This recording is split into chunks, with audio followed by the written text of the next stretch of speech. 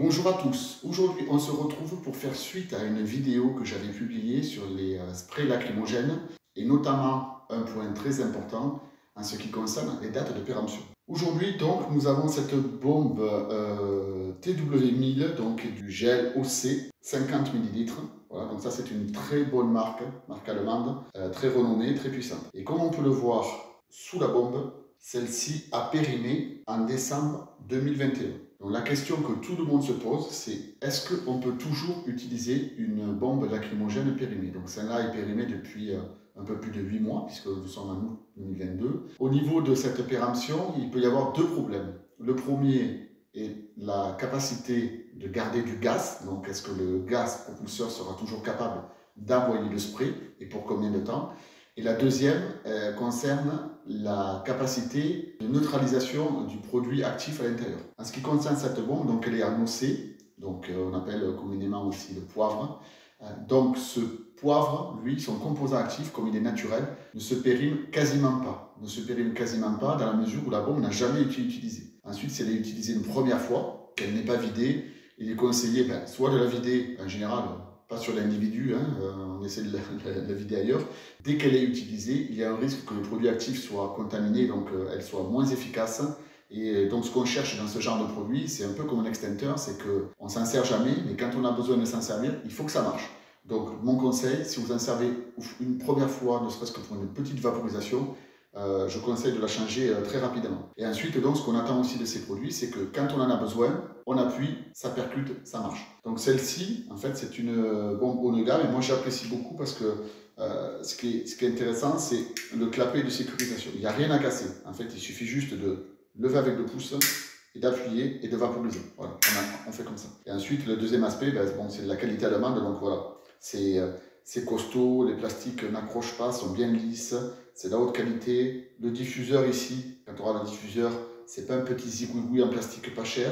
Voilà, donc c'est vraiment un produit haut de gamme. Et ce qui est sympa aussi, c'est le format, c'est-à-dire que par rapport aux bombes standards, même si c'est du 50 ml, elle a un diamètre un peu plus grand et donc du coup une hauteur un peu plus réduite, ce qui fait qu'en termes de prise en main et en termes de stockage, sac à main, et ainsi de suite, elle est beaucoup plus simple à stocker. De suite, assez de blabla, on va les tester immédiatement. Donc on va commencer à 3 mètres. Si ça ne marche pas bien à 3 mètres, on va passer à 2 mètres. Si ça ne marche pas à 2 mètres, on va passer à 1 mètre. Juste à préciser, aujourd'hui, il y a un léger vent. Donc, puisqu'on est à Toulouse, et Toulouse, il y a un petit peu de vent. Il y a un léger vent, et donc on va voir du coup l'intérêt du gel par rapport au gaz, puisque logiquement, ça va être un jet bâton qui est insensible au vent.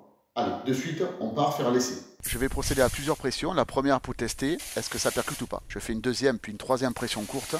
On va mesurer le temps. Et maintenant, pression continue. Donc on voit bien un jet bâton à 3 mètres, je le rappelle. Voilà, pendant un certain temps. Et à la fin, on voit bien qu'il reste de gaz, mais plus de produit actif. Et le résultat, donc en cible, est assez impressionnant. Donc je visais la croix qu'on a vue en haut.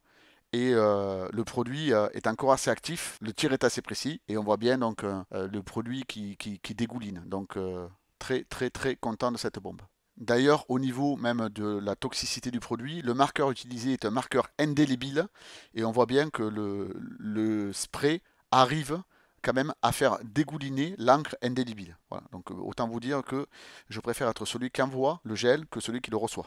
En conclusion, comme vous l'avez vu, plusieurs choses à signaler.